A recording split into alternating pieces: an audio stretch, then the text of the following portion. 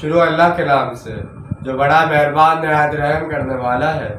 اور اگر ہم چاہتے تو ان آیات کے ذریعے سے اسے اور بلند کرتے، مگر وہ تو زمین کی طرف ہی دھنستا چلا گیا اور اس نے پیروی کی اپنی خواہشات کی، تو اس کی مثال کتے سی ہے۔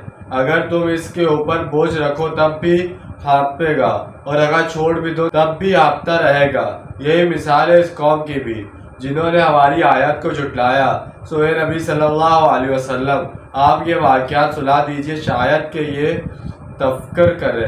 یعنی اللہ کی آیات اور جو بھی علم اس کو عطا ہوا تھا، اس کے ذریعے سے اس کو بڑا بلند مقام مل سکتا تھا، مگر وہ تو زمین کی طرف دھنستا چلا گیا۔ یہاں پر زمین کی طرف دھنسنے کے استعارے کو بھی اچھی طرح سمجھنے کی ضرورت ہے۔ انسان دراصل حیوانی جسم اور ملکوتی روح سے مرکب ہے۔ جسم کے اجزائے ترکیبی کا تعلق زمین سے